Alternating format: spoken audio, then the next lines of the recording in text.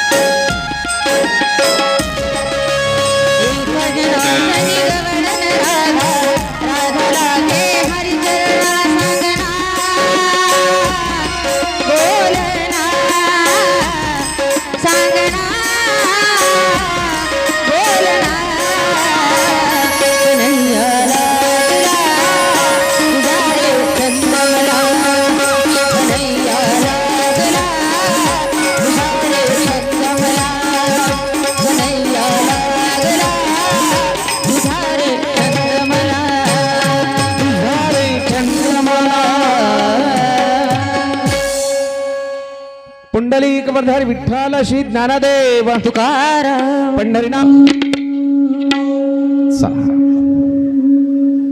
वस्त्रहरण लीला पाहिली आपण. वस्त्रहरण लीला. वस्त्रहरण म्हणजे काय हो? कोणतं वस्त्र? मायारूपी वस्त्र देवानं चोरलं. मायारूपी मायेचा जो पडदा होता तो पडदा काढून घेतला गवळणींच्या मनावरचा. लाज भय शंका काय काय दूर केलं देवानं? लाज, दोन्ही हात वर केले, लाज सोडून द्या म्हणले देव, आणि पूर्ण शरण या मला, माझ्याकडे यायचंय ना,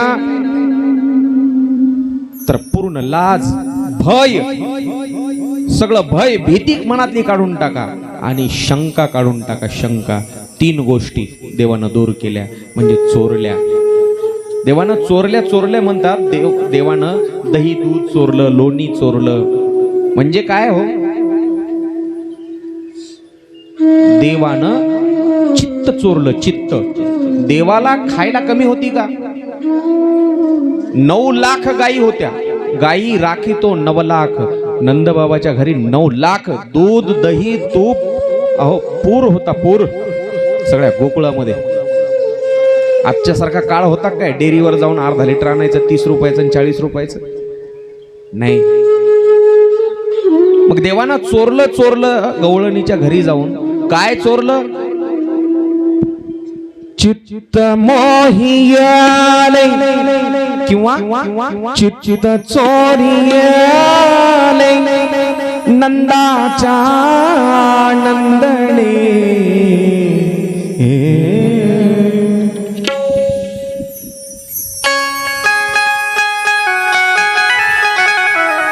उभे पंढरीचे विठ्ठल रामा, सावळे रुमडे चोरटे चिताचे, सावळे रुमडे चोरटे चिताचे, सावळे रुपणे चोरटे चित्ताचे, सावळे रुपणे चोरटे चित्ताचे. चित्त मोहिया नंदाच्या नंदने, तुका भरे येणे गरुड ध्वजे, तुका भरे येणे गरुड ध्वजे, सावळे रुपणे चोरटे चिताचे, सावळे रुपणे चोरटे चिताचे, सावळे रुपणे चोरटे चिताचे.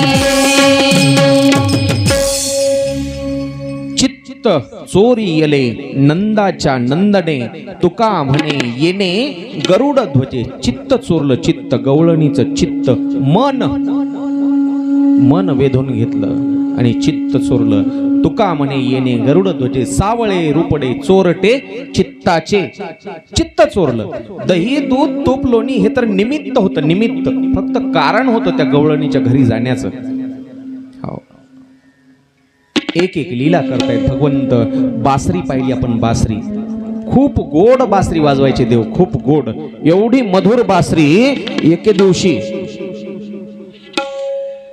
आपल्याला आता रास लीला पाहायची आहे. जसे वस्त्रहरण लीला लोकांनी कृष्णाला एवढं बदनाम केलं, आणि याला कारणीभूत आपलेच लोक आहेत.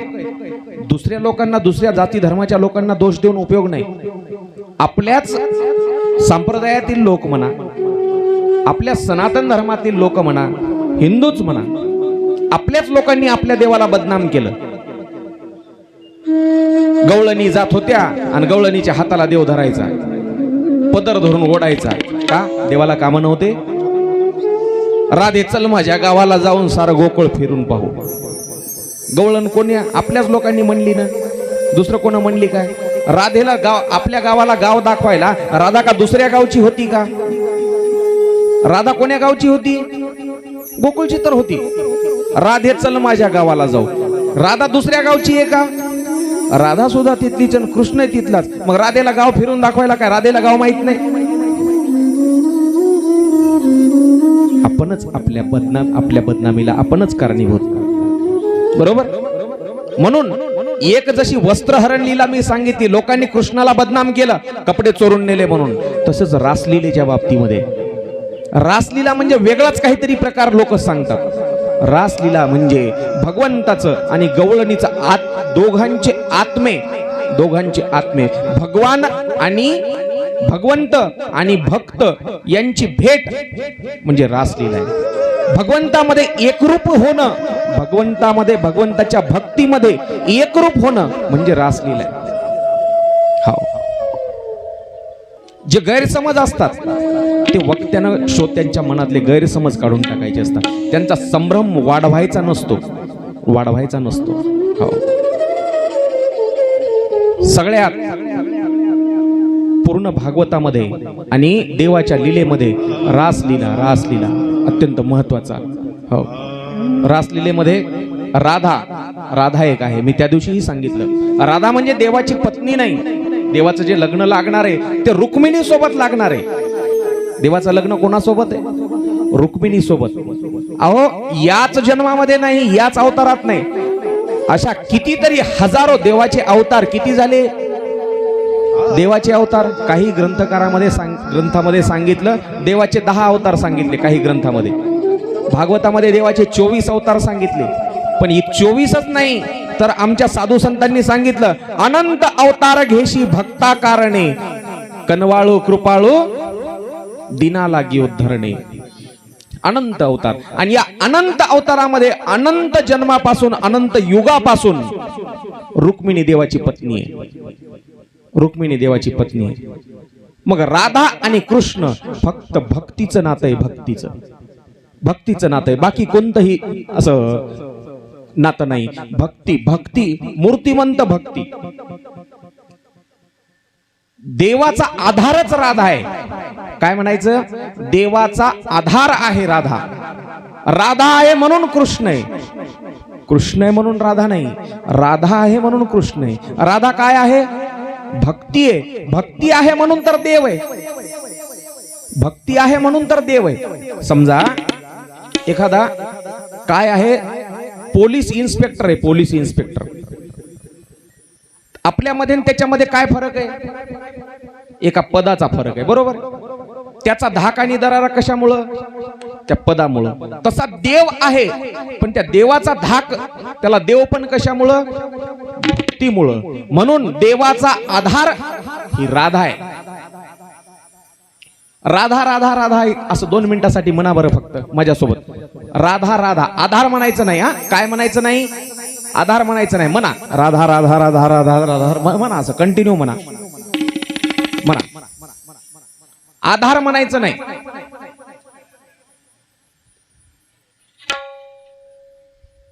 काय उच्चार काय होत आहे हळूहळू. आधार होते की नाही? मग म्हणून तर आमच्या साधू संतांनी सांगितलं, श्याम के बिना राधा के बिना श्याम आधा. राधे शिवाय श्याम अर्धाच आहे. आधा. राधा के बिना श्याम आधा, इसलिए बोलते हैं राधे श्याम.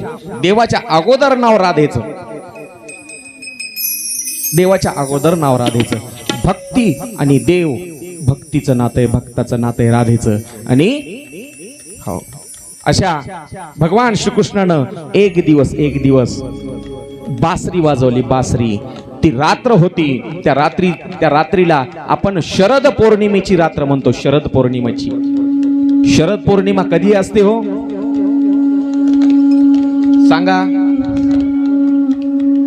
सांगा जोरात सांगा. सोपं आहे राव. माझ्यापेक्षा मला वाटलं तुम्हालाच अनुभव जास्त आहे. हा, कोजागिरी पौर्णिमा. बरोबर आहे. शरद पौर्णिमा जरी म्हणून लक्षात नाही राहिली, त्याला कोजागिरी पौर्णिमा. त्या रात्री दूध घट्ट तापेपर्यंत तापवायचं, त्याच्यात काजू बदाम किशमिश वगैरे वगैरे वगैरे टाकायचं आणि प्यायचं. निदान खाण्यापिण्याच्या तरी गोष्टी लक्षात ठेवत जा, बरोबर. कोजागिरी पौर्णिमा त्याला म्हणतो. ती शरद ऋतूमध्ये येणारी पौर्णिमा. म्हणजे नवरात्र संपले. नवरात्र कधी संपतात? दसऱ्याला. दसरा म्हणजेच दशमी, म्हणजेच विजयादशमी. दशमीला दसरा संपला की तिथून 5व्या दिवशी ही पौर्णिमा येते. त्याला शरद ऋतूतली शरद पौर्णिमा म्हणायचं. त्या शरद पौर्णिमेच्या दिवशी देवानं बासरी वाजवली, बासरी मधुर गोड बासरी वाजवली आणि एवढी गोड बासरी ऐकली की त्या गवळणी भ्रमित झाल्या, भ्रमित मोहित झाल्या. संगीतामध्ये एवढी नशा असते, संगीतामध्ये एवढी नशा असते, माणूस मोहित होऊन जातो. आणि मग देवानं बासरी वाजवली. जेवढ्या गवळणी नदीवर त्या वस्त्रहरण लीलेमध्ये सामील होत्या, वस्त्रहरण लीलेमध्ये म्हणजे ज्यांचं लाज भय शंका दुराविला मान, ज्यांची लाज भय आणि शंका निघून गेली होती, तेवढ्याच गवळणीला ती बासरी ऐकू गेली, दुसऱ्या गवळणीला नाही गेली. सगळ्या गवळणी भ्रमित झाल्या, मोहित झाल्या, कामात लक्ष लागेना. एक गवळण काम करत होती, लक्षपूर्वक आहे का, इकडं थोडा भाग आहे आता, नंतर आपल्याला देवाच्या लग्नाकडे जायचंय. एका गवळणीला काम करत होत्या गवळणी, एकीचंही लक्ष लागेना. एक गवळण होती, दूध काढायची, सायंकाळची वेळ झाली, सासूनं सांगितलं जाय का दूध काढ, लवकर लवकर जा, उशीर व्हायलाय. बावळल्यासारखं करू लागली ती गवळण. हो, दुधाचं ते भांड घेतलं, दूध काढायचं, गाईच्या गोठ्यात गेली, वासर सोडले. वासर वेगळे राहायचे, गाई वेगळ्या, म्हशी वेगळ्या, बैल वेगळे, भरपूर राहायचे ना तेव्हा. आताच्या सारखं थोडंच आहे, एकच खुराड आणि त्या खुराड्यात एका बाजूला बैल, एका बाजूला म्हैस, एका बाजूला. तसं नाही, गाईचा गोठा स्पेशल, म्हशीचा स्पेशल आणि एक बैलाचा, आणि वासर वेगळे राहायचे. बस वासराकडे गेली, वासर सोडले, गाईचे वासर सोडले आणि त्याला दिलं काढून कुठल्या रस्त्यानं, म्हशीच्या गोठ्याकडल्या रस्त्यानं. गाईची वासर म्हशीला सोडली आणि दूध काढायला भांड घेऊन गेली, कुठं जाव, बैलाच्या गोठ्याकडं. साधू संतांनी गोड वर्णन केलं. भ्रमित झाली, मोहित झाली, मन मोहिले रे, मन मोहिले रे, मन मोहिले, मन मोहिले रे, मन मोहिले, मन मोहिले रे, मन मोहिले.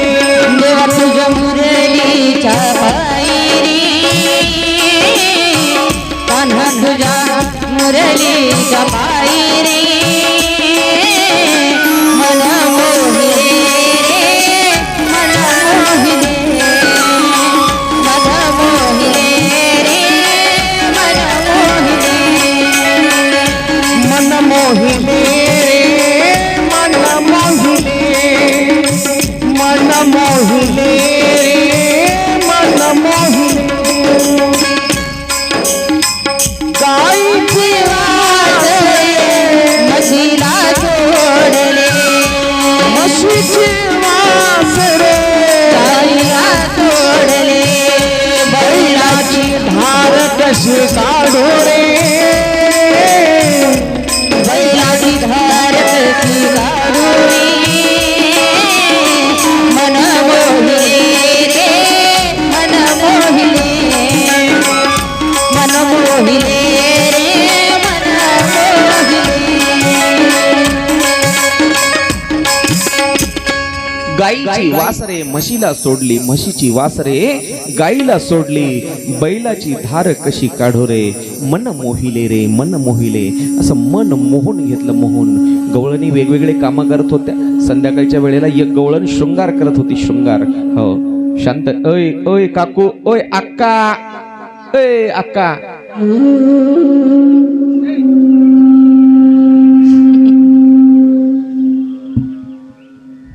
एकदम चुप. शृंगार करत होती, शृंगार एक गवळण. शृंगार म्हणजे मेकअप करत होती, मेकअप. लहान लहान लेकराला माहिती आहे मेकअप कसा करायचा, पण ती गवळण इतकी त्या मुरलीच्या नादामध्ये, मुरलीच्या आवाजानं तल्लीन झाली. हो, fair and lovely, Pond's powder, lipstick, काजळ, कुंकू, बिंदी, असं सगळं काही तिनं साहित्य घेतलं. आणि अगोदर काय लावतात, फेअर अँड लवली लावतात की पावडर लावतात? अगोदर लावलं तिनं पावडर, त्याच्यावर फिरून लवली, फिरून लवली. मी अर्थ सांगितलं काय, जी फिरवू फिरवू लावल्या जाती आणि जी फिरून फिरून लावल्या जाती. फिरू फिरू म्हणजे गालावर अशी फिरू फिरू, आणि फिरून फिरून म्हणजे सकाळी एकदा, संध्याकाळी एकदा, दुपारी एकदा, फिरू फिरू पुन्हा पुन्हा, त्याला फिरून लावली म्हणतात. अगोदर पावडर लावलं, त्याच्यावरून फेर अँड लवली लावली. हो, काजळ डोळ्यामध्ये लावायचं ते ओठावर लावलं, आणि ओठावरची जी लिपस्टिक लाली जी असते ती लावली डोळ्याला, आणि टिकली ही गाल कपाळावर लावायची सोडून गालाला लावली. कशी दिसल ती?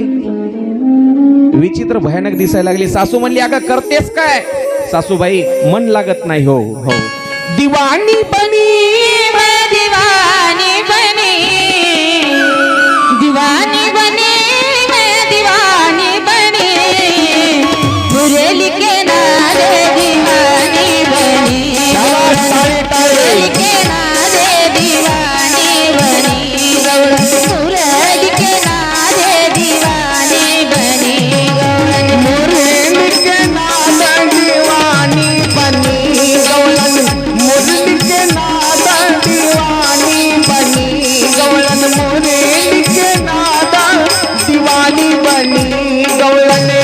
आँखों में शिशिरी, नयन में कुमकुम, बालों में बिंदी लगाते चले, दीवानी बनी मैं दीवानी बनी, दीवानी बनी मैं दीवानी बनी, मुरली के नाद दीवानी बनी गौरन, मुरली के नाद दीवानी बनी गौरन, मुरली के नाद दीवानी बनी गौरन. मुरली के नाद दिवानी बनी गवळण. वेड्या झाल्या वेड्या, अक्षरशः कामामध्ये मनच लागना. एक गवळण, नवरा आला एकीचा, गाईकडून गाई वळून, गाई बांधल्या, त्यानं भूक लागली, मला चल वाढ लवकर जेवायला. बस हिनं घेतली भाजी भाकर जे काही केलेलं होतं ते, आणि घेतलं ताटात वाढायला. त्याला लहर आली, म्हणला मला लोणचं खायचं मिरचीचं. ज्या दिवशी लोणच्याची बरणी बायको जवळ घेऊन बसली वाढायसाठी, त्या दिवशी नवरा प्राणीच फार वेगळा. जेव्हा लोणचं घेतलंय बायकोनं खाली त्या अलमारीतलं कपाटातलं काढून, त्या दिवशी म्हणते मला लोणचं खायचं नाही. आणि ज्या दिवशी घेतलं नाही, बायकोला वाटते आज काय खात नाही, त्या दिवशी हटकून नवरा काय म्हणणार, मला खायचं. त्या लोणच्याची काय म्हणतात तुमच्याकडे, रायतं, लोणचं, खार, वेगवेगळे शब्द आहेत. हो, 4 कोसावर वाणी पाणी बदलत राहते, पाणी आणि वाणी हो बदलत राहते. तसं भाषा. लोणचं खायचं म्हणला मला मिरचीचं घे. आता पहिल्या काळामध्ये बायका ते लोणच्याची लय आवड बायकांना. एकदाच 10-10 किलो, 25-25 किलो, 50-50 किलो आंब्याचं लोणचं घालून ठेवायच्या बायका. लिंबाचं, मिरचीचं, अजून आवळ्याचं, अजून कशाचं भरपूर लोणच्याचे प्रकार ते. आणि मोठमोठ्या बरण्यामध्ये, पहिल्या बरण्या असायच्या, नाही तर मग मडकी असायची, बरोबर. त्या बरण्यामध्ये भरून ठेवायचं असं उंच वर कपाटामध्ये. लोणचं खायचं म्हणला, लोणचं घे. नवऱ्यानं आदेश दिल्याबरोबर ही आधीच भ्रमित झाली होती, भानावर नव्हती, फक्त बासरी कानात वाजत होती, बासरी देवाची. हो, बासरी. नवऱ्यानं सांगितलं लोणचं घे. एक बाजूला तिचाच मुलगा आणि नवरा जेवायला बसलेले. तिनं ती बरणी काढली वरची कपाटातली आणि आजी बाजूला ठेवली. लोणचं वाढलं. अगं अशी वेड्यासारखी काय करतात, काय करते, चल पोळी वाढ. पोळी वाढली आणि लोणच्याची बरणी उचलायची, वर नेऊन वर ठेवायची कपाटात, असं समजून बाजूला जे तिचा मुलगा बसलेला होता की नाही, जेवू लागला. ती बरणी सोडली, त्या मुलालाच ती असंच धरलं तिने ना, असंच वरी कपाटात ठेवला. अगं अक्कल जाग्यावर आहे का? मुरलीनं भ्रमित झाली, मुरलीनं भ्रमित झाली. मुरली माझा जेवसने ग, हरीच्या मुरलीवर जेवसने, कसली जीवाला फूल पडे ग, कसली जीवाला फूल पडे ग, कसली जीवाला फूल पडे, कसले जीवाला फूल पडेगा, कसले जीवाला फूल पडेगा, कसले जीवाला फूल पडेगा. एक अशा गवळणी भरपूर आहेत, भरपूर. नुसती जर रासलीला सांगायची म्हटलं तर 2 तास कमी पडतील, 2 तास. आपल्याला एका तासामध्ये लग्नापर्यंत जायचंय. ह्या 2 तासही पूर्ण नाहीत, एवढी गोड आहे रासलीला, एवढी गोड. हो, गवळणी ज्यांनी ज्यांनी मुरली ऐकली होती, कामं कसे तरी आटपले, अर्धे तसे टाकून दिले आणि निघाल्या मुरलीच्या आवाजाच्या दिशेनं. यमुनेच्या काठावर देव मुरली वाजवत होते. ज्या दिशेनं आवाज येत होता त्या दिशेनं भ्रमित झाल्यासारख्या, गुंग झाल्यासारख्या त्या गवळणी कोणी कोणाशी काही बोलत नाहीयेत. नदीच्या यमुनेच्या काठावर आल्या. तिथं पाहिलं तर नदीला भरपूर पाणी आलेलं आणि देव कृष्ण तर नदीच्या पलीकडून मुरली वाजवतोय. हो, देवाला विनवणी केली, कान्हारे कशी जावं वृंदावना, कान्हारे कशी जावं वृंदावना. मुरली वाजवितो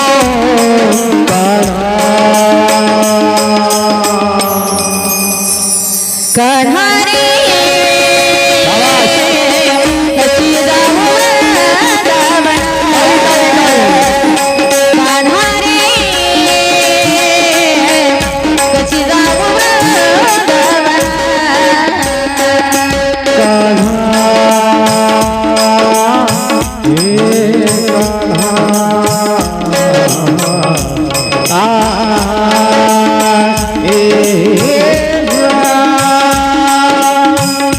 पहिलं तिरी हरी वाजवी मुरली, पहिलं तिरी हरी वाजवी मुरली. नदी भरली भरली यमुना, कास पितांबर कस्तुरी निलम कास पितांबर कस्तुरी निलम. कुंडल शोभे कान्हा, कान्हारे कशी जावं वृंदावना, कान्हारे कशी जावं वृंदावना, कशी जावं वृंदावना. भ्रमित झाल्या गवळणी कान्हाची विनवणी केली. देवानं रस्ता दाखवला, या या म्हणला, या. आल्यावर विचारलं कृष्णानं, कस काय इकडं? देवानं काय बोलवलं कोण? देवानंच बोलवलं, मुरली वाजवून भ्रमित करून टाकलं. आणि तुम्हाला एक गोष्ट माहित असेल, 4थी 5वीच्या पुस्तकामध्ये होती. एका गावामध्ये उंदर खूप झाले होते, उंदर लई उंदर झाले. मग त्या गावकऱ्यानं काय केलं, उंदराला पळवून लावणारा एक पुंगीवाला बोलवला. पुंगीवाला ते पुंगी वाजवते आणि सगळे गावातले उंदर गोळा करते आणि घेऊन जाते. जे ठरलेले पैसे मग ते लोक देत नाहीत. मग काय करते, ते पुन्हा एकदा गावात येते, पुंगी वाजवते. मग गावातले लेकरच सगळे गोळा करते, ते लेकरच त्या पुंगीवाल्याच्या मागे निघून जातात. गोष्ट ऐकलेली आहे का? 4थी 5वीच्या पुस्तकात आहे का तुला? आहे ना? कोणाला होती? आधी होती, मग आता नाही. बर, संगीतामध्ये एक जादू असते, मुरलीमध्ये पण ती जादू होती देवाच्या. सगळ्या गवळणी जमा झाल्या आणि देवाना विचारलं, कशाला आलात? देवा, आम्ही सगळं घरदार सोडून तुझ्याकडे आलोय, आमचा स्वीकार कर. देवानं सांगितलं, आधी संसार करा. कोण होत्या ह्या गवळणी? कोण होत्या? हो, वेदांच्या रुचा होत्या, वेदांच्या रुचा. गवळणी या गवळणी सगळ्या साधू संत, ज्यांना ज्यांना राम अवतारामध्ये देवानं वचन दिलं होतं, त्या सगळ्याची वचनं देवानं आता पूर्ण करायचं ठरवलं होतं. तेव्हा एक बाणी, एक वचनी, एक पत्नी, मर्यादा पुरुषोत्तम राम. देवाला, प्रभू रामचंद्राला नुसतं राम नाही म्हणायचं. एक बाणी, एक वचनी, एक पत्नी, मर्यादा पुरुषोत्तम म्हटलं. पण देवाने सगळ्याला वचन दिलं होतं, हो सगळेजण, सगळ्यांच्या सगळ्या इच्छा मी कृष्ण अवतारात पूर्ण करतो. हो, साधू संत ऋषी मुनी जपी तपी हजारो वर्ष ज्यांनी तप केलं त्यांना देवाचं दर्शन देखील झालं नाही. मग म्हणले, तुमची सगळ्यांची इच्छा कृष्ण अवतारामध्ये पूर्ण. जा. सगळ्यांनी अवतार धारण केले होते गोकुळामध्ये, गोपींचे, गवळणींचे. त्या सगळ्या गवळणी आज तिथं आल्या होत्या. देवानं मधुर मधुर गोड बासरी वाजवली.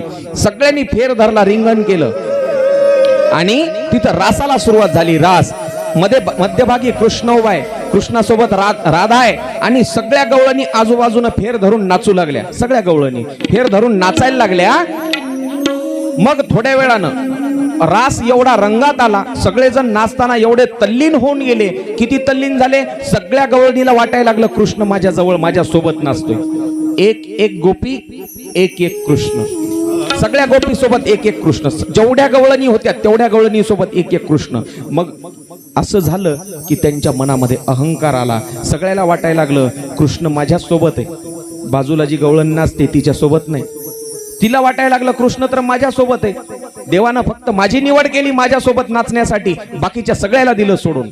तिसरीला वाटायला लागलं कृष्ण तर माझ्या सोबत नाचतोय, या आजूबाजूला कोणासोबत नाही कृष्ण, देवानं फक्त माझी निवड केली, कृष्ण फक्त माझ्या सोबत आहे.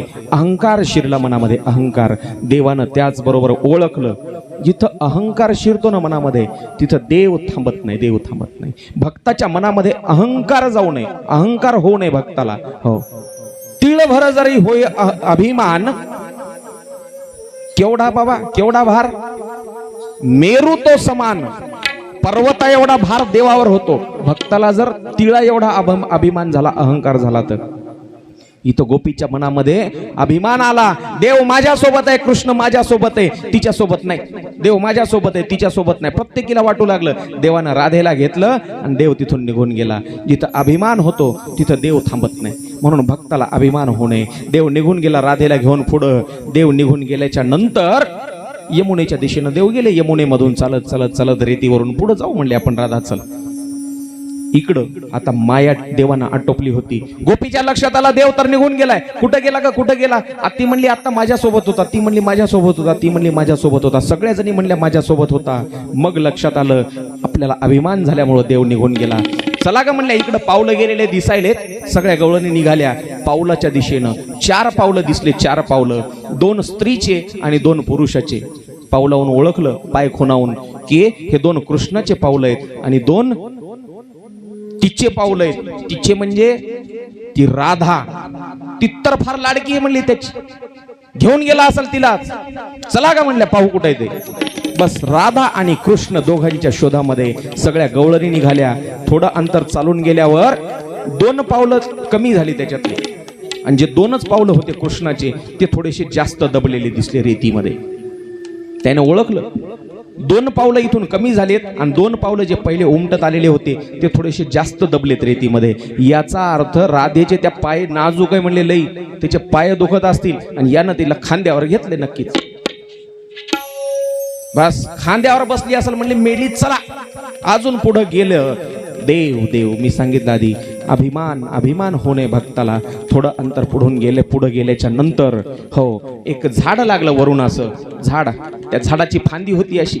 हो, आता राधा मनात विचार करेली, सगळ्या गवळणीला तिथं सोडून दिलं आणि माझ्यासोबत निघाला मला एकटीला घेऊन, आणि तेही आता मला माझे पाय दुखायलेत म्हणून मला खांद्यावर घेतलं. किती नशीबवान आहे मी, देवानं माझीच निवड केली, फक्त मला सोबत घेतलं एकटीला, बाकी सगळ्याला दिलं सोडून माग. अभिमान राधेच्या मनात झाला. खांद्यावर बसून राधा अशी विचार करायली. बस राधेनं त्या फांदीला धरलं वरच्या झाडाच्या. राधेनं फांदीला धरलं. देव खाली तसेच निघून गेले पुढं. राधा म्हणते कृष्णा हम तो पीछे छूट गए, कृष्णा मी तर मागच राहिले. देव म्हणला जिथं अभिमान होतो तिथं मी राहत नाही, आता फक्त तूच राहा. देव पुढे निघून गेले. त्या मागच्या गवळणी आल्या आणि राधेला म्हणल्या अगं तुला त्यानं इथं तुला बी सोडून दिलं का? मग राधेनं सांगितलं अहंकार अहंकार जसा तुम्हाला झाला तसाच इथं आल्याच्या नंतर मलाही झाला, म्हणून देव रुसून निघून गेला. बस सगळ्या गवळणीनं देवाची विनवणी केली. देवा आमची चूक झाली, आता ती चूक पुन्हा होऊ देणार नाही, आम्हाला अहंकार होऊ देणार नाही. देवा फक्त एकदा भेट दे, एकदा भेट दे. कन्हैया रे कन्हैया रे कन्हैया रे जग जेठे कन्हैया रे कन्हैया रे कन्हैया रे जग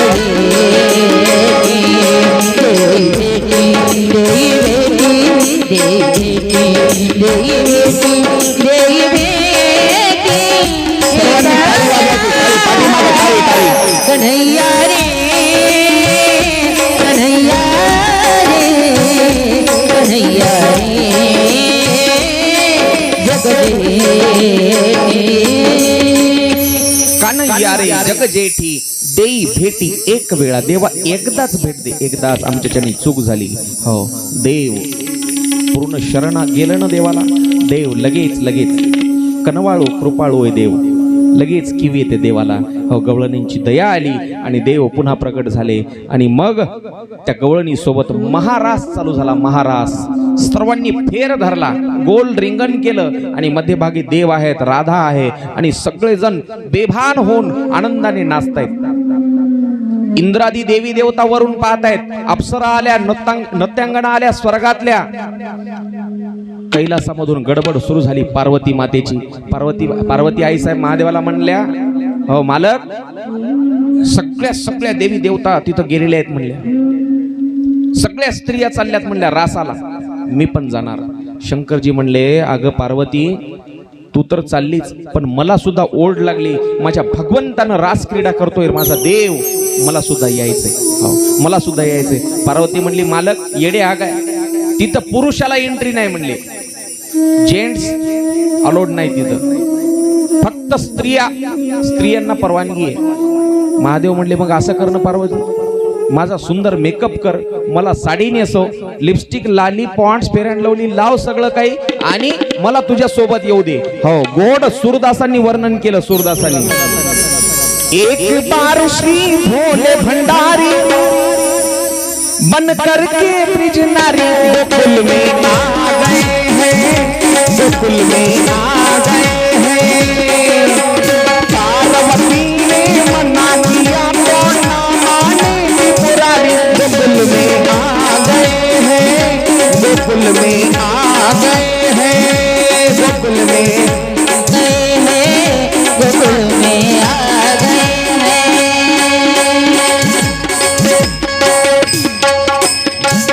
पार्वतीला विनंती केली, माझा मेकअप कर. पार्वती म्हणली, तिथं फक्त पुरुष जातात, स्त्रिया जात नाहीत. म्हणले, मग माझा मेकअप कर मला नाही.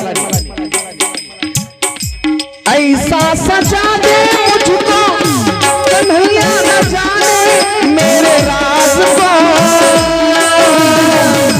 मैं हूँ सहेली तेरी ऐसा बताना ब्रिजराज को. लगा के गजरा पहन के सारी, लगा के गजरा पहन के सारी, चाल चले मतवारी, गोकुल में आ गए हैं, गोकुल में शाबाश. श्री भोले भंडारी बन करके ब्रिज नारी, गोकुल में आ गए हैं, गोकुल में आ गए हैं. लगा के गजरा पहन के सारी, चाल चले मतवारी, गोकुल में आ गए हैं. भगवान शंकरानं सुंदर स्त्रीचा वेश धारण केला, स्त्रीचा वेश. हो लिपस्टिक लावली, पावडर लावलं, डोक्यावर साडी नेसली, डोक्यावर एवढा घोंगट घेतला, एवढा पदर घेतला, लांबच्या लांब पदर घेतला. आता म्हणले कोण पाहिले, पण ते दाढी जटा वाढलेल्या, बस साडीचा मोठा पदर घेतला आणि शंकर पार्वती आले रास क्रीडेमध्ये. देवानं ओळखलं. देवापासून काहीच लपून राहत नाही. किती सोंग करा, काही सोंग करा, माणसानं किती चांगलपणाचं सोंग करू द्या. हो पांढरे शुभ्र कपडे आणि हजार लफडे, किती सोंग करू द्या, माणसाचं जे मन काळ आहे ते काळ झाकून राहते का? नाही. किती पांढरे शुभ्र बगड्यासारखे कपडे घालू द्या. देवानं कृष्णानं ओळखलं, शंकरजी स्त्रीचा वेश धारण करून आले का तुम्ही? देवानं हळूच चांगली गोड बासरी वाजवली. शंकरजी असे तल्लीन होऊन नाचायला लागले त्या गवळणी सोबत.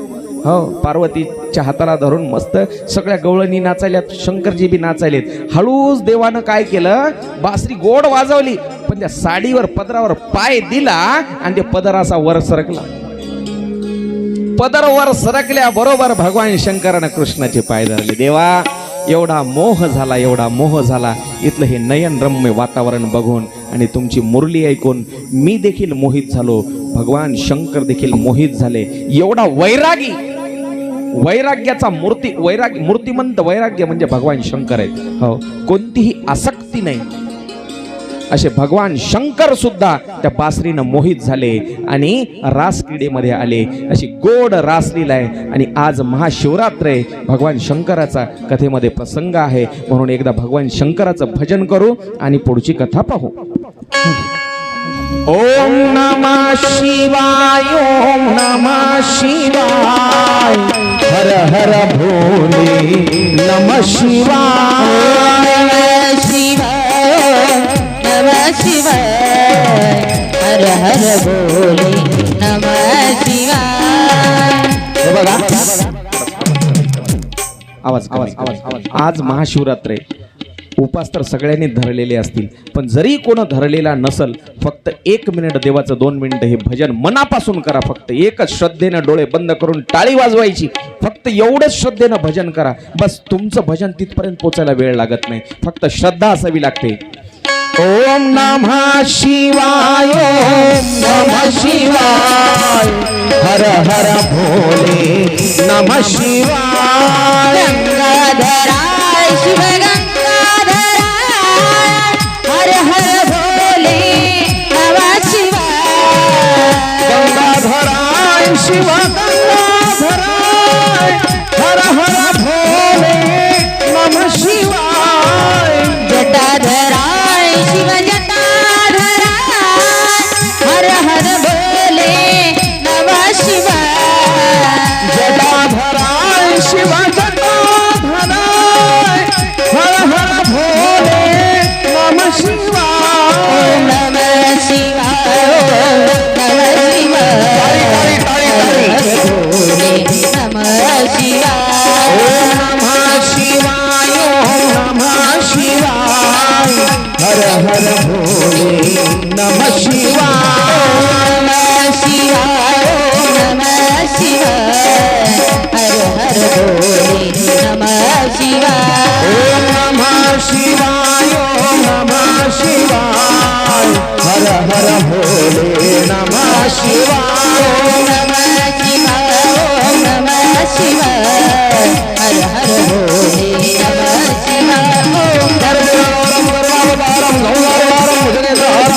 ओम ओम नमः शिवाय, ओम नमः शिवाय, हर हर भोले नमः हर भोले नमः शिवाय.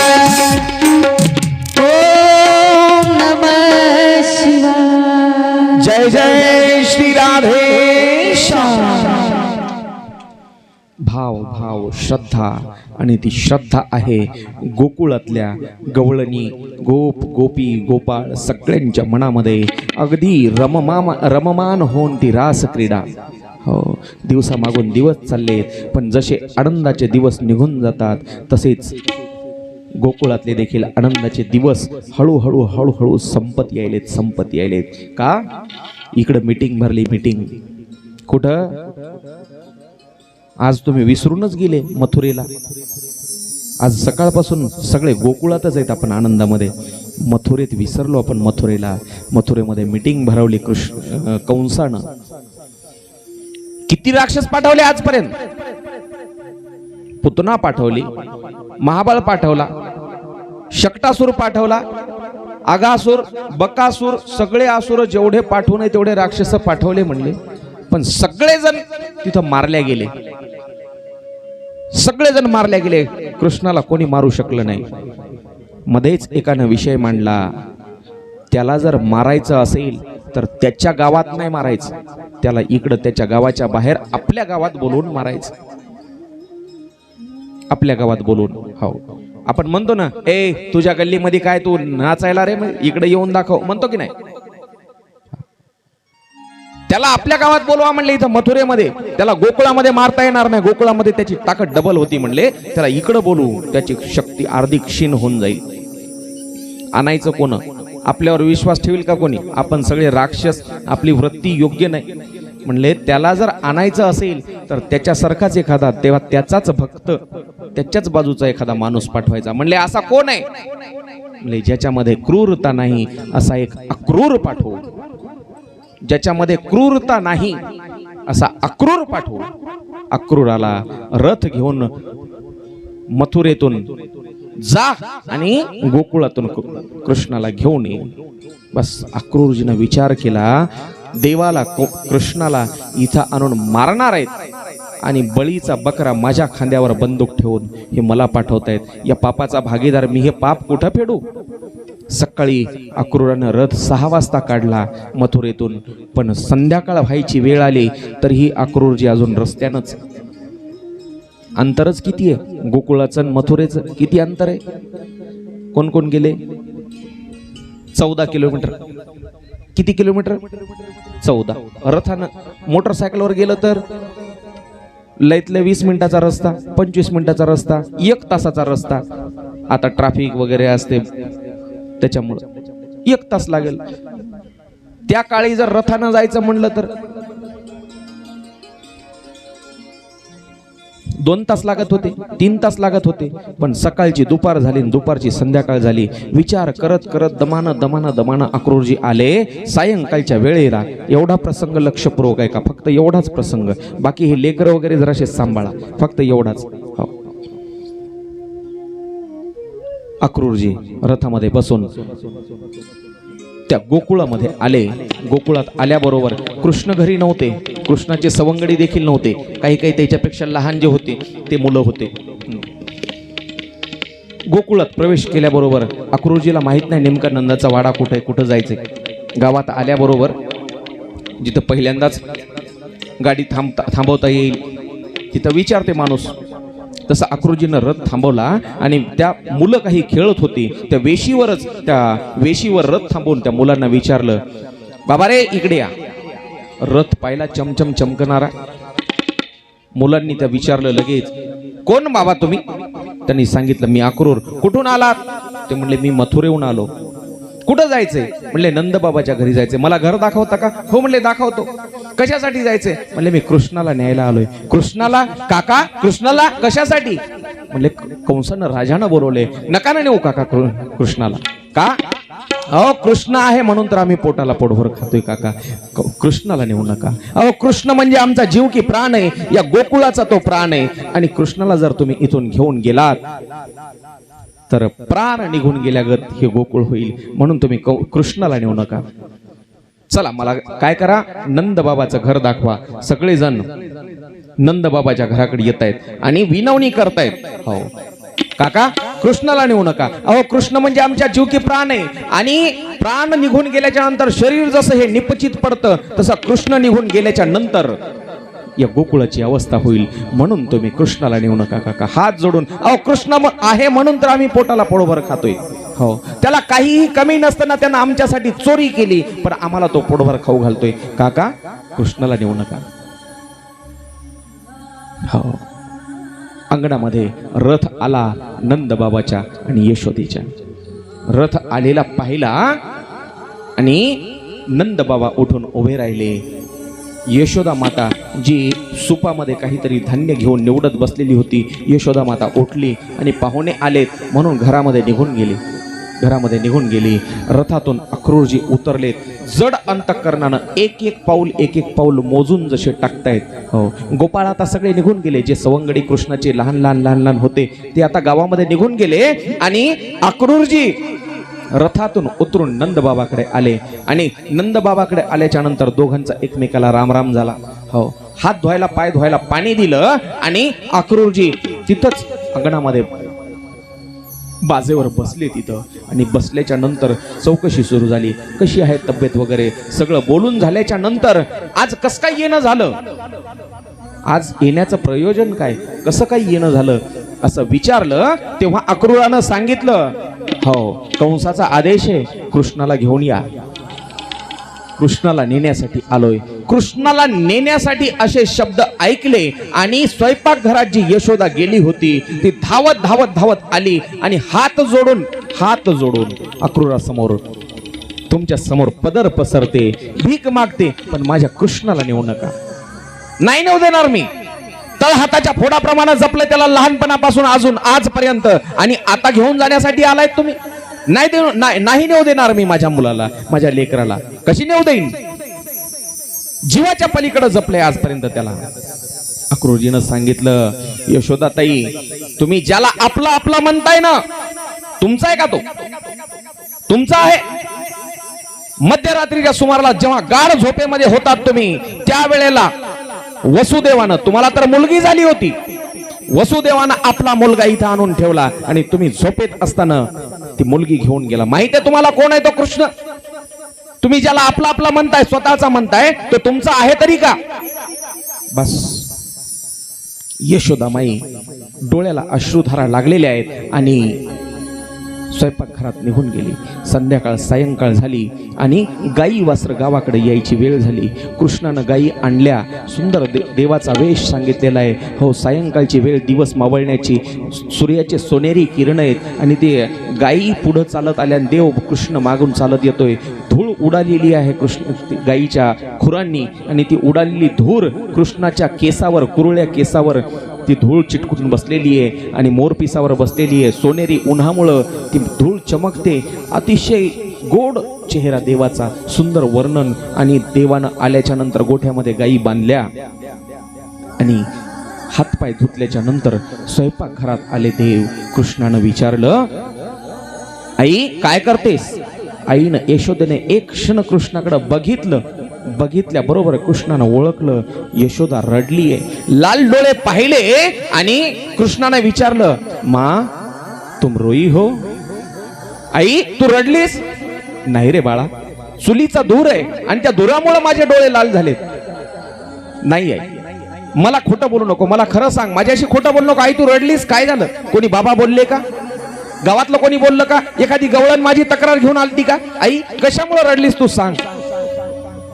कृष्ण विनवणी करतोय पण यशोदा सांगित नाहीये. पण शेवटी जेव्हा काकुलतीला येऊन कृष्णानं विचारलं, त्यावेळेला जड अंतःकरणानं यशोदेनं सांगितलं, बाळा कृष्णा, बाहेर जे ते काका बसलेत ना, ते तुला न्यायला आलेत रे. आई तू रडू नको, थांब, मी त्यांना सांगतो मी येणार नाही म्हणून, पण तू रडू नको.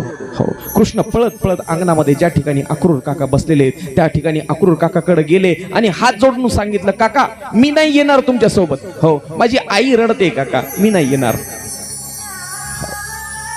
कोणी कोणाशी काही बोलत नाहीये. वातावरण एकदम तणावपूर्ण आहे. हो, यशोदेनं जड अंतःकरणानं स्वयंपाक केला आणि नंदबाबाला आणि अक्रूरजीला जेवू घातलं. नंतर नंदबाबाचं अक्रूरजीचं जेवण झाल्याच्या नंतर कृष्णाला पाटावर बसवलं आणि स्वतः हातानं घास भरवते. यशोदा घास भरवते. मी सांगितलं अगोदरच, पूर्ण आयुष्यामध्ये जोपर्यंत देव गोकुळामध्ये होते हातानं कधीच जेवले नाही. यशोदेनं घास भरवावा. यशोदेनं, देव मोठे झाले तरी स्वतः यशोदा जेवू घालते. हो, देवाला जेवू घालताना यशोदा म्हणते, कृष्णा इथून तो उद्या जाणार, पण मला विसरणार नाही ना, मला विसरू नको. कृष्ण म्हणतोय, आई सगळ्या जगाला विसरेल, सगळ्या जगातल्या सगळ्या काही गोष्टी विसरेल, तुला कसं विसरू ग? तू आई आहेस माझी, कसा विसरेन तुला? मला एकदा उखळाला बांधलं होतं. उखळाला बांधण्याचा विषय निघाल्याबरोबर यशोदेचे आणि कृष्णाचे दोघांचे डोळे भरून आले आणि डोळे भरून आल्याच्या नंतर यशोदेनं हात जोडले कृष्णापुढं. बाळा अजून ते दुःख तुझ्या मनात आहे का रे? अजून तुला त्याचं दुःख वाटते का? मी तुला बांधलं. आई दुःख नाही त्याचं, मला अभिमान आहे. मी जगाला ओरडून सांगेल, या कृष्णाला, या देवाला जर बांधायचं असेल तर तुम्हाला आई व्हावं लागेल, यशोदा व्हावं लागेल, तरच देवाला बांधता येईल. मला बांधणं एवढं सोपं नाही आई. हो, एक एक आठवण काढून दोघंही, आई आणि यशोदा, आणि कृष्ण रडतोय. हो, रात्र झाली. यशोदा जेवली नाही त्या दिवशी. हो, कृष्णाला झोपी घातलं. कृष्णाला झोपी घातल्याच्या नंतर यशोदेला वाटलं कृष्ण झोपलाय का, पण सगळ्या जगाला झोपी घालणारा तो झोपेल का? सगळ्या जगाला झोपी घालणारा आणि जागा करणारा तो देव जागाच आहे अजून. यशोदेला वाटलं कृष्ण झोपला काय की.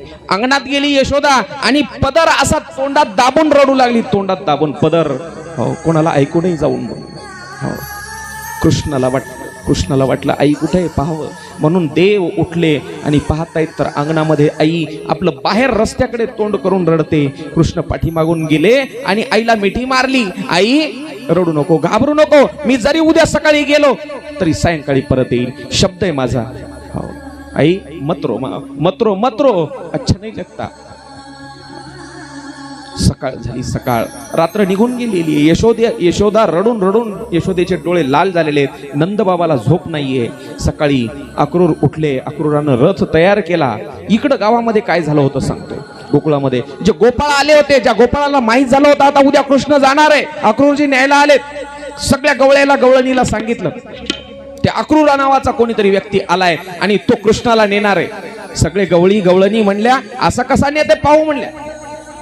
अरे आमच्या शरीराहून रथ न्यावा लागेल, आमचा जीव घेऊन आम्ही तर जाऊ देऊ. कृष्णाला नेणं एवढं सोपं आहे का? चला म्हणले, आताच कोण्या वेळेला नेईल ते सांगता येत नाही. हो, महाकपटी आणि महाक्रूर आहे तो कंस. आपण नंदबाबाच्या अंगणातच जाऊन झोपू म्हणले, दरवाजाच्या बाहेरून.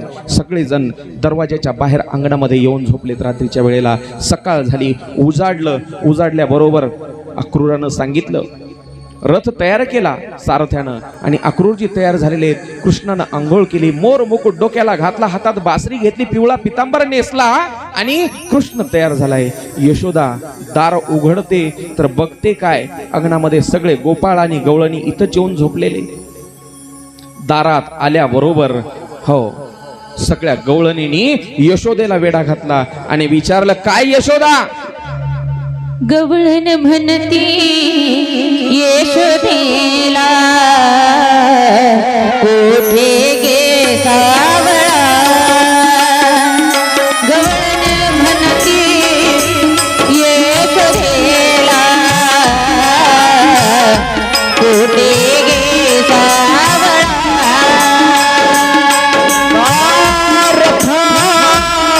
शृंगारीला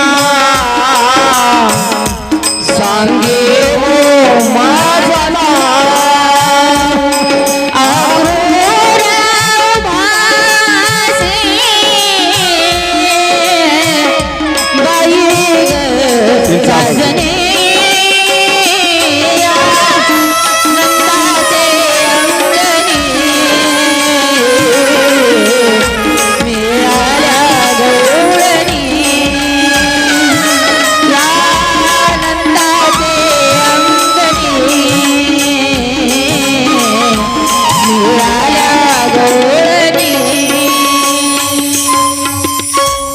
या नंदाचे अंगणी मिळाल्या गवळणी. यशोदे कुठं पाठवतेस कृष्णाला? ते म्हणले, कुठं तर नाही. यशोदेला माहित होतं, जेव्हा सगळ्या या गवळणीला माहित होईल तेव्हा या सगळ्या प्राण देतील आपल्या, पण कृष्णाला नेऊ देणार नाहीत. कुठं तर नाही. कुठं कोण चाललंय? कुठं कृष्णाला? कुठं? मग हा रथ कशासाठी? हा अक्रूर कशासाठी आलाय? अक्रूर, अरे नावही तुझं अक्रूर आणि करतोही तसे काम. कृष्णाला कुठं पाठवतेस? हो, यशोदा कुठं बोलली, कुठंच नाही जात. पण गवळणीनं ओळखलं, आता रथ निघणार आहे. गवळणीनं विनवणी केली, अगं तो जर निघून गेला ना, आमचा प्राण निघून जाईल. वो अगर चला गया तो गोकुल शमशान बन जाएगा, शमशान बन जाएगा. हो अगं, हा गोकुळ म्हणजे हे मंदिर आहे, मंदिर, आणि तो म्हणजे या मंदिरातला देव आहे. आणि मंदिरातून जर देवच निघून गेला तर या मंदिराला काय अर्थ? विनवणी केली. कृष्ण आता बाहेर आलेले आहेत आणि कृष्णाला पाहिल्या बरोबर सगळे सवंगडी गोपाळ जमा झाले आणि कृष्णाची विनवणी करू लागले, किसन्या आम्ही का खूप त्रास दिला का रे? आम्हाला सोडून चालला? कशामुळे सोडून चाललास? कृष्णानं सांगितलं, हे बघा मी आता जातोय आणि आत्ता येतोय. आता सकाळी चाललो ना, संध्याकाळी परत येणार. मी परत येणार म्हणजे येणार. तेव्हापासून आजही गोकुळामध्ये परंपरा आहे. पाहतात गोकुळातले जे तरुण मुलं आहेत, मारुती मंदिरावरल्या तिथले उभं राहून मथुरेच्या दिशेनं पाहत आहेत, कारण कृष्ण तेव्हा म्हणला होता मी संध्याकाळी परत येईल म्हणून. हो, आजही परंपरा आहे ती. गोकुळातले तरुण मुलं मारुती मंदिराच्या ओट्यावर उभं राहून आजही मथुरेच्या दिशेनं पाहत आहेत. हो, सगळ्याचा निरोप घेतला, नंदबाबाच्या पाया पडले कृष्ण, यशोदेचा आशीर्वाद घेतला आणि मी निघतो असं म्हटल्याबरोबर रथामध्ये देव चढणार एवढ्यामध्ये सगळ्या गवळणी रथाच्या समोर आडव्या झोपल्या. हो, अक्रूरजी आमच्या अंगावरून रथ न्यावा लागेल, आम्ही नेऊ देणार नाहीत कृष्णाला, आमचा प्राण गेला तरी चालेल. कृष्णानं समजूत काढली गवळणीची आणि अक्रूरजीला इशारा केला, अक्रूरजी चला काढा रथ. अक्रूरजीनं ताबडतोब रथ सारथ्याला सांगितलं पुढं घ्यायला. पुढं थोडस चालून गेल्याच्या नंतर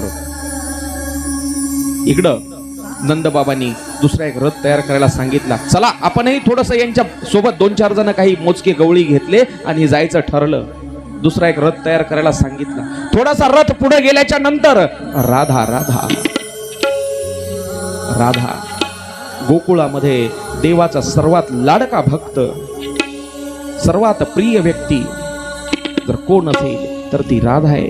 राधा समोर दिसल्याच्या नंतर कृष्णानं हातानं इशारा केला सारथ्याला, रथ थांबवायला सांगितलं. रथ थांबला. कोणी कोणाशी काही बोलत नाहीये. देव उतरले रथातून आणि राधेकडे पाहू लागले.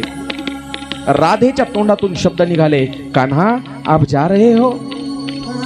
देवानं उत्तर नाही दिलं. फक्त आपल्या हातात जी कमरेला खवलेली बासरी होती ती बासरी काढली आणि अशी राधेच्या पुढे धरली बासरी. सर्वात प्रिय गोष्ट सर्वात प्रिय व्यक्तीला दिली. सर्वात प्रिय गोष्ट सर्वात प्रिय व्यक्तीच्या समोर धरली. कान्हा आप ही नहीं रहोगे तो इस बासुरी का क्या करूंगी. राधा म्हणते, देवा कृष्णा, जर तूच नाही राहिला या बासरीचं मी काय करू, वेडायस का. बस देव परत फिरले रथामध्ये. चला क्रूरजी. रथ काढला आणि मथुरेच्या दिशेने निघाला. सगळे गवळी थोडंसं पुढे चालून आले आणि नंदबाबाला एक जण म्हणले, बाबा नंदबाबा चला आता गावाकडं. नंदबाबा म्हणले, आप वापिस जाकर क्या करेंगे गाव में, अब कौन है हमारा गाव में, चला दुसरा एक रथ घ्या आणि चला सोबत. पाठीमागून दुसऱ्या एका रथामध्ये काही गोपाळ आणि काही गवळी नंदबाबा असे मथुरेमध्ये आले. रथ पोहोचला मथुरेमध्ये. मथुरेमध्ये काय झालं, बस तिथं बलराम दादा आणि कृष्ण पोहोचले. मग बाकीचे गोपाळ देखील आले. गोपाळ म्हणले, किसन्या मामाच्या गावात आलास. अरे मामाचंच गाव ना, चुलत मामा काय सक्का मामा काय, मामाचं गाव. लय उल्हास असते मामाच्या गावाला जायचा. मामाचं गाव फिरून दाखव की रे. चला म्हणले. निघाले फिरायला. काय रे म्हणले, आपले कपडे असे मळके, एखादे नवीन कपडे तरी घे की रे म्हणले. कुठून कोणाकडून घ्यायचे. हो. तितक्यामध्ये एक धोबी दिसला. ते धोबीन सगळे राजवाड्यातले कपडे भाराभर बांधलेले होते. चमचम चमचम कपडे दिसू लागले त्याच्याजवळ. त्याच्याकडून ते कपडे घे ना म्हणले मागून.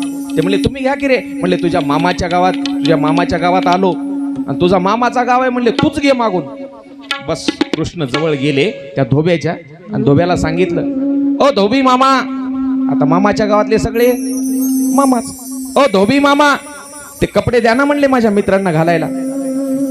अक्कल आहे का तुला, गोकुळचा दिसायला मळका, खेड्याचा खटका कुठला म्हणला मळका दिसायला, गवळी आहेस का तू.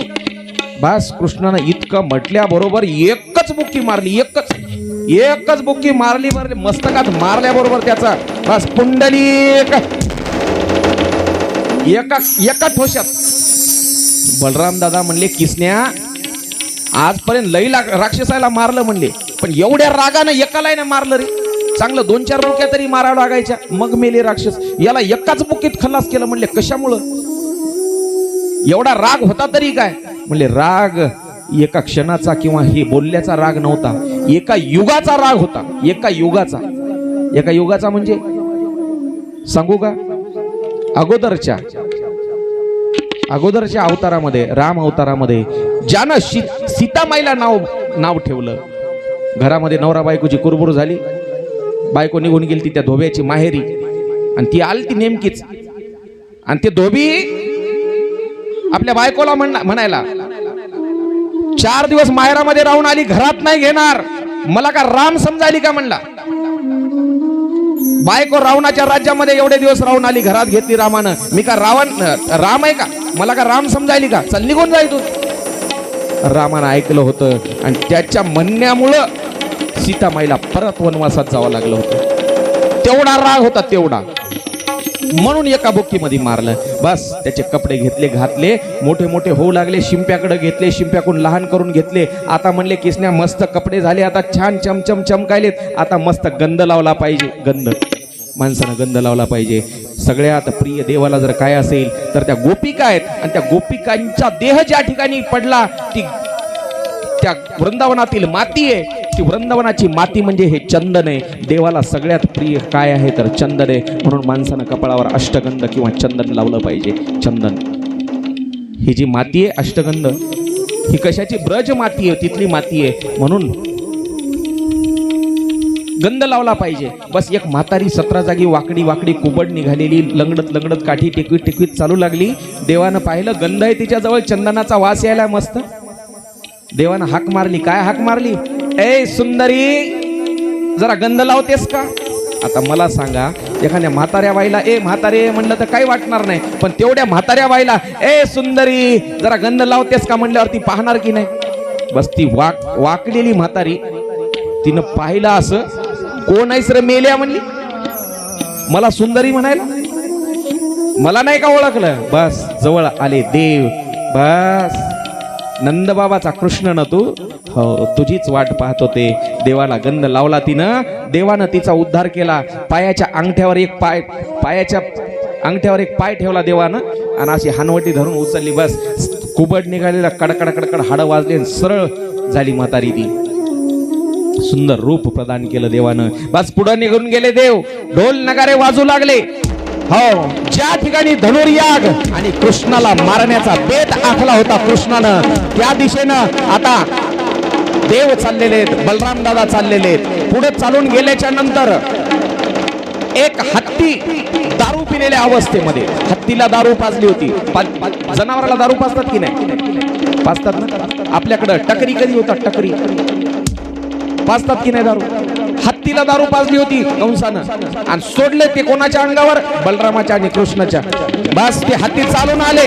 बलराम दादानं कृष्णानं दोघांना एक एक हात केला, त्या हत्तीला संपवलं, ठार मारलं आणि त्याचे दात उपटले. दात आणि हातामध्ये घेतले ते दात आणि आयटी चालत चालत चालत ज्या ठिकाणी कुस्तीचा आखाडा होता, कुस्तीचा, त्या ठिकाणी आले. आणि कुस्तीचा आखाडा ज्या ठिकाणी होता, गेटवर 2 राक्षस उभे होते. 2 राक्षस, त्याचं नाव चाणूर आणि मुष्टिक. बस चाणूर मुष्टिक आणि कंस मध्ये होते. चाणूर मुष्टिकांना पाहिला कृष्ण आणि बलराम येतोय. बस कृष्णाने इशारा केला, दादा तू त्या चाणूराकडे पाय, मी त्या मुष्टिकाकडे पाहतो. बस दोघांचं युद्ध संपलं.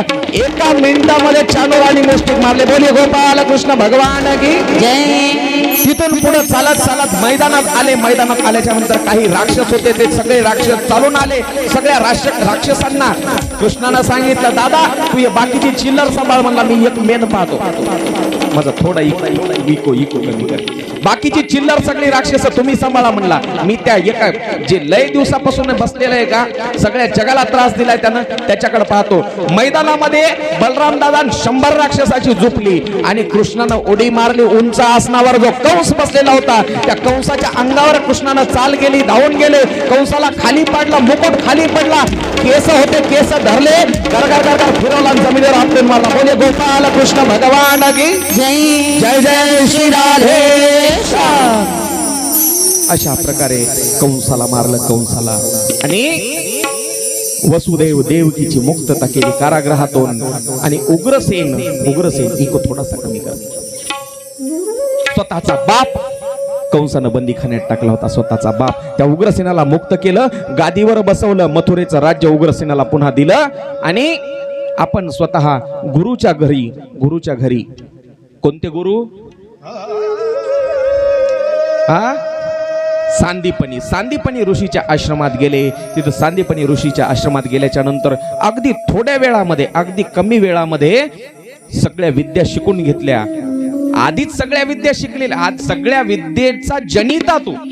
सगळ्या विद्या कोणापासून आहेत? याच्याच पासून आहेत. अहो याच्या श्वासापासून वेद निर्माण झाले. याच्या श्वासापासून. याला काही शिकायची गरज आहे का?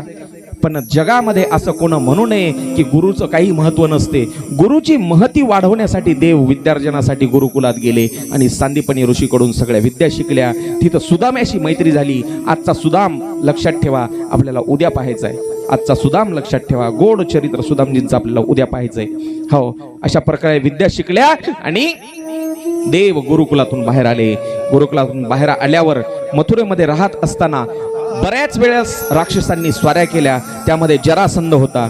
जरासंधाचा वध केला. कालयवन जरासंधानं 17 वेळा स्वारी केली. 17 वेळेला मथुरेवर, 17 वेळेला.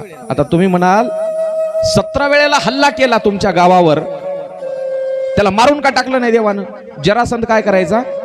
आता युद्धामध्ये हरला कृष्णासोबत, जायचा कृष्णाच्या विरोधातले जेवढे काही विरोधक राजे आहेत सगळ्याला एकत्र करायचा आणि पुन्हा यायचा युद्ध करायला. मग कृष्णानं काय करायचं, ते आलेले विरोधक जेवढे सगळे राजे सगळ्याला मारायचं, एकटाच जरासन जीवन सोडायचं आणि पुन्हा पाठवायचं. बलराम दादा म्हणले, अरे मारणारे म्हणले याला बी, याला तीन काहून सोडून द्यायला. म्हणले दादा आपल्याला फिरत बसायची गरज नाही, आपला विरोधक एक एक एक एक धोंडीत बसायची गरज नाही. हे सगळ्या विरोधकाला जमा करून आणायले, आपण त्याला सगळ्याला मारून टाकायलो, याला एकट्याला सोडायचं. पुन्हा हे विरोधक जमा करते, ते आणते, पुन्हा त्या विरोधकाला मारून टाकायचं 17 वेळेस. 18व्या वेळेला देव म्हणले आता मथुरेला त्रास द्यायचा नाही. आपल्यामुळे या लोकायला काहून, मथुरा आपल्याला काही संबंध नाही, या मथुरेचा युद्धाचा काही संबंध नाही म्हणले. आपण इथून निघून जाऊ. तिथून देव युद्धभूमीतून पळाले म्हणून देवाचं नाव रणछोड पडलं. रणछोड नाव पडलं. देव एका उंच डोंगरावर गेले. काल यवनाची आणि जरासंधाची सेना आली, सगळी सेना आली. देवानं उंच डोंगर, सगळा गवताळ प्रदेश होता, वाळलेलं गवत होतं, एक काडी लावून दिली. सगळं सैन्य मारलं त्या काल यवनाचं. जरासंध दोन्हीकडे फाडून मारला होता. जरासंधाचा सासरा होता हे काल यवन फक्त एकटा उरला. सगळं सैन्य मेलं. बस पळायला का म्हणला तू, पळपुट्या कुठला, रण सोडून पळतोस, अरे वीर आहेस का तू, भित्रा आहेस कुठला. बस देव म्हणले बस तुझा टाइम आलाय जवळ आता. बस देव पळत पळत जंगलामध्ये गेले, डोंगरामध्ये गेले. एक गुहा होती, गुफा.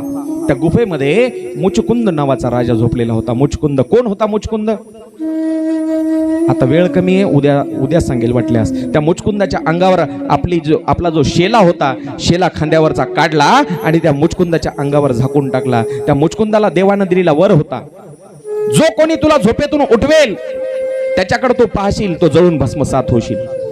काल यवन आला, ते कृष्णाचा शेला पाहिला. अरे म्हणला मूर्खा, इथं येऊन पळून मला थकवलंस म्हणला, आणि लपून येऊन इथं झोपला होय रे. बस एक लाथ मारली त्या मुचकुंदाला, त्या काल यवनानं. मुचकुंद झोपेतून जागा झाला, डोळ्यातून अग्नी बाहेर आला आणि तो काल यवन तिथं जळून भस्मसात झाला. देव तिथून बाहेर आले. पण आता विचार केला, आता मथुरेला जायचं नाही. आपल्यामुळं त्या मथुरेच्या जनतेचे हाल कशामुळं? युद्धात लोकांची दुश्मनी आपल्या सोबत आहे, मग आपण आपलं वेगळं नगर स्थापन करू. बलराम दादाला घेतलं सोबत आणि समुद्राच्या जवळ गेले. समुद्राला सांगितलं, चल मला एका नगराची जागा दे. समुद्र म्हणजे सासरे बुवा, लक्ष्मी कोणाची मुलगी. बस सासरे म्हणले काय हरकत नाही. जावयाला मदत करायची ही पहिलेपासून परंपरा चालत झाली. शंकरजी कुठं राहतात? सासरवाडीतच, हिमालय सासरवाडीच की. पर्वताची मुलगी पार्वती देवाची सासरवाडी. आता देव बी कुठं राहिलेत? समुद्रानं जागा दिली. तिथे एक द्वारका नगरी निर्माण केली. द्वारका, सगळे आपले यादव लोक जे आहेत सगळ्याला त्या नगरामध्ये आणून ठेवलं. आणि आता आपण ज्या क्षणाची आतुरतेनं वाट पाहतोय सकाळपासून, देवाचं लग्न. हो, महिला मंडळी अतिशय सुंदर, सगळे लाल रंगाचे म्हणलो, लाल रंगाच्या साड्या नेसून, पुरुष मंडळी सगळे फ्रेश मोडणं पांढरे शुभ्र कपडे घालून लग्नासाठी आलोयत आपण. त्या लग्नाची वेळ आता जवळ येऊन ठेपली. हो, अगोदर बलराम दादाचा विवाह झाला आणि नंतर कृष्णाच्या विवाहाचा विचार होऊ लागला. हो, इकडं म्हणलं की आता कुठं प्रसंगानुसार माणसाचं ते आठवलं पाहिजे पुढचं. इकडं म्हणजे आपल्या महाराष्ट्रामध्ये अमरावती जवळ कौंडिन्यपूर नावाचं जे गाव आहे, त्या कौंडिन्यपुरामध्ये हालचाल सुरू झाली होती. राजा भीमकाची मुलगी रुक्मिणी हिच्या लग्नाची. येऊन काय करा, फक्त मंदिरात बसा. मला 2 मिनिटं, नाही तर तुम्ही येऊच नका, थांबा जरासं 5 मिनिटं. जेवढं सांगायचं तेवढं सांगू द्या. 5 मिनिटं थांबा फक्त बस. रुक्मिणी, भीमक राजाच्या अनेक मुली, त्या अनेक मुलीपैकी रुक्मिणी एक सुंदर आणि रूपवान होती, गुणवान होती. तिच्या कानावर कीर्ती आली होती भगवान श्रीकृष्णाची. काही ब्राह्मण येणं जाणं करायचे, जायचे पूजेच्या निमित्तानं, काही तीर्थयात्रेच्या निमित्तानं. आणि त्यांनी सांगितलं होतं, रुक्मिणी, द्वारकेचा राजा कृष्ण आहे, फार सुंदर आहे, फार गुणवान आहे, प्रतापवान आहे, खूप वीर आहे. रुक्मिणीला वाटलं मला तो नवरा मिळावा. पण तिचा जो भाऊ होता रुक्मी, त्याला वाटायचं माझी बहीण शिशुपालाला द्यावं. कृष्णाचं त्याचं 36चा आकडा, शिशुपालाचा बी आणि कृष्णाचा 36चा आकडा. रुक्मिणीला बसवलं समोर. काय रुक्मिणी, काय म्हणणं आहे तुझं? तुला वाटायला कृष्णासोबत लग्न कराव? माझं म्हणणं आहे मी तुझं लग्न शिशुपाला सोबत लावून द्यायचं. रुक्मिणीनं इशाऱ्यामध्ये सांगितलं. कसं सांगितलं? पहिल्या काळी मुली फार हुशार होत्या. हो, कसं सांगितलं? शिशुपाल नवरा नवरी मी, श्रीकृष्ण नवरा नवरी मी. तुम्ही म्हणाल काय फरक आहे? शिशुपाल नवरा नवरी मी, श्रीकृष्ण नवरा नवरी मी. शिशुपाल नवरा नवरी मी, म्हणजे मी शिशुपालाला वरणार नाही. आणि श्रीकृष्ण नवरा लाजून म्हणली नवरी मी. पण त्या मूर्खाला कळालं काय, रुक्म्याला वाटलं आपली बहीण शिशुपाला सोबत लग्न करायला तयार आहे. बस पत्रिका छापा रे. छापल्या पत्रिका. शिशुपालाला हळद लागली. बस रुक्मिणीला हळद लागली. 2 दिवसावर लग्न, 2-4 दिवसावर लग्न येऊन ठेपलं. रुक्मिणीला वाटलं आता आपलं लग्न शिशुपाला सोबत होते की काय करावं. सुदेव नावाचा ब्राह्मण बोलवला. जेव्हा जेव्हा संकट आले तेव्हा तेव्हा कोणीतरी साधू पुरुष आलेला आहे. त्या सुदेवाला बोलवलं, माझा निरोप तिथपर्यंत पोहोचवा. कुठपर्यंत? देवापर्यंत. आणि देवापर्यंत निरोप पोहोचवण्याचं काम रुक्मिणीनं त्या सुदेवाकडे दिलं. सुदेवाला एक पत्र दिलं. त्या पत्रामध्ये एक संदेश लिहिला होता देवासाठी. काय? बिनती सुनिए नाथ हमारी, हृदयेश्वर हरि हृदय बिहारी. सतत प्रतीक्षा अपलक लोचन, हे भव बाधा विपत्ति मोचन. स्वागत का अधिकार दीजिए, शरणागत है नयन पुजारी. स्वीकारिये बिनती हमारी, हृदयेश्वर हरि हृदय बिहारी. गोड पत्र लिहिलं. सांगितलं मला तुमच्याशी लग्न करायचंय. मी मनोमन तुम्हाला वरलेलं आहे. मी माझ्या मनानं मी तुम्हाला पती मांडलेलं आहे.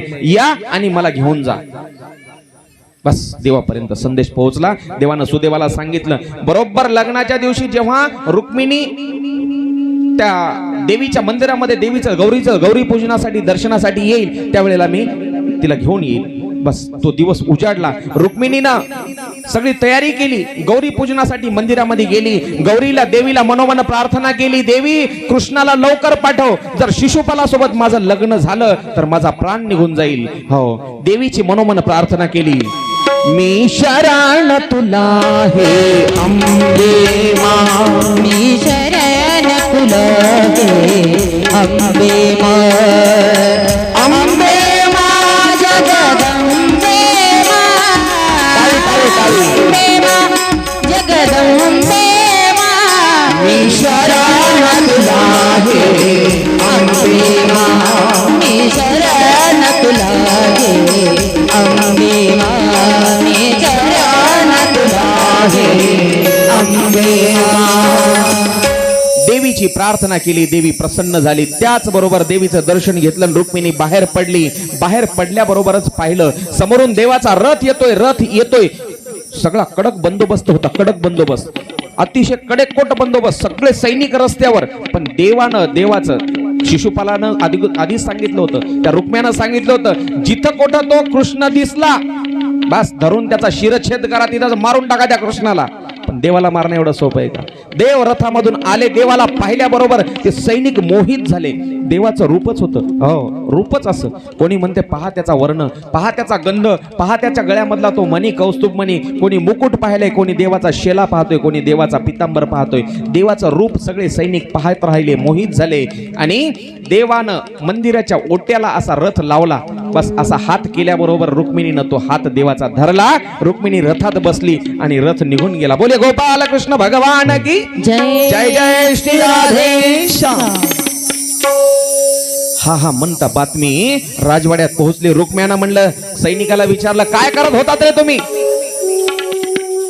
सैनिकांनी सांगितलं, महाराज आमच्या डोळ्या देखत नेलं पण आम्ही काही करू शकलो नाही. मोहित झालो होतो, मोहित कृष्णाला पाहून. हो, देवाचं रूपच असं, प्रत्येक जण मोहित व्हावा. भगवान शंकराला भुरळ पडली देवाचं रूप पाहून. मग हे सैनिक तर किरकोळ आहेत. बस रुक्मी म्हणला, मी जाऊन माझी बहीण परत आणतो आणि त्याला मारतो कृष्णाला. जर गावात तोंड दाखवील तर बहिणीला घेऊनच येईल परत, नाही तर तोंड दाखवणार नाही. रुक्मी निघून गेला. देवाचं आणि रुक्मीचं युद्ध लागलं. रुक्मी युद्धात हरला. देव मारणार इतक्यात रुक्मीने सांगितलं, देवा माझा भाऊ आहे, सोडून द्या. रुक्मी परत आलाच नाही. त्यानं तिथंच एका नगराची निर्मिती केली. त्यानं शपथ घेतली होती, घेऊन आलो तर बहिणीलाच घेऊन येईल, नाही तर परत येणारच नाही म्हणला गावात. बस देव द्वारकेला निघून गेले. आणि आता वाजत गाजत लग्न लावायचं ठरलं. लग्न लावायचं कोणासोबत? कृष्णाचं रुक्मिणी सोबत. अतिशय थाटामाटामध्ये विवाह सोहळा त्या ठिकाणी जसा संपन्न झाला तसाच विवाह सोहळा आपला या ठिकाणी देखील संपन्न होणार आहे. हो, आता घेऊन या.